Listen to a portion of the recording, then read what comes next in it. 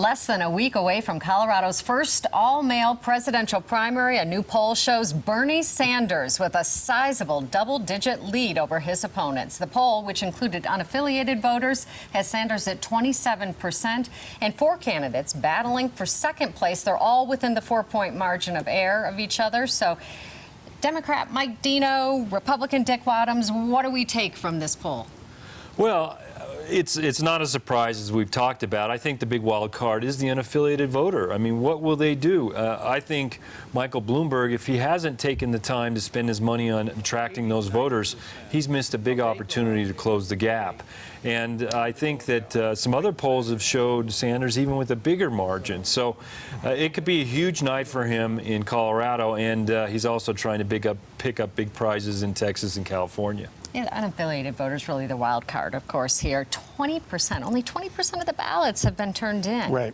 What do you make of that? A lot of people sitting on the sidelines trying to figure this out. Yeah, Democrats, I think, rightfully are waiting till the last minute, Shaun, because they wanted to see what developments there are before Tuesday. But the thing that struck me is that Bloomberg has spent $8 million on television in Colorado and a huge field operation, 100 people on his staff, and he's only got 11%.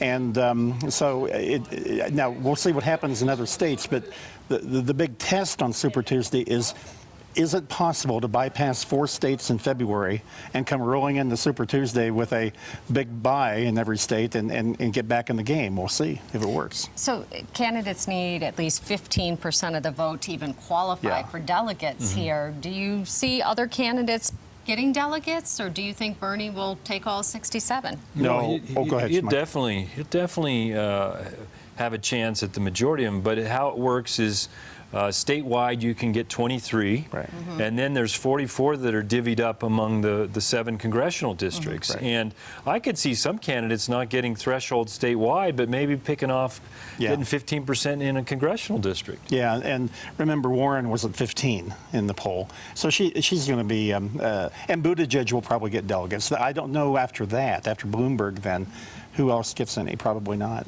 So this field is sure to narrow even further after Super Tuesday. Where do supporters from some of these other candidates, Klobuchar, Steyer, where are they going to go? Well, Klobuchar is an interesting one. Will women who've supported her latch on to Warren? I don't think it'll be that easy to do. Will they think, well, we want another Midwestern person, and Buttigieg is still in the mix? Does that count?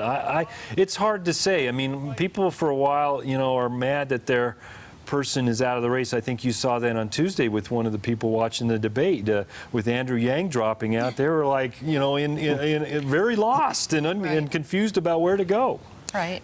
Shaun, I think that there will be, after Super Tuesday, I think there will be a concerted effort by Democratic establishment leaders to try to get some of these people out of the race and coalesce around one, maybe 2 others in this race, because I do sense panic in the Democratic Party right now. And the New York Times has a big story today about how superdelegates are trying to get together now and to deny him the nomination on the second ballot. So, I mean, it's happening. Well, Dick, there's always been panic in the Democratic Party, even in good times. Hey, Mike, I have experienced a lot of panic in my party over the years. So. All right, so let's say Sanders is the nominee. What impact do you think that's going to have on down ballot races, especially the U.S. Senate race? I think Hickenlooper and his campaign have got to be worried right now, because I know he's not a socialist, and I'll acknowledge that up front. But Shaun, he's going to be in a defensive posture this entire campaign, and if he goes too far in condemning Sanders, those Sanders people are going to say, well, forget you. Why do we want you? You're nothing but another Cory Gardner. So I think that's the danger for him to balance those two things. We've seen the 2 of them on stage, Hickenlooper with Yeah, they like to use their hands. But I think the silver lining in all this is that Bernie Sanders is really igniting those 45 and under. Well, we saw this in the Colorado poll.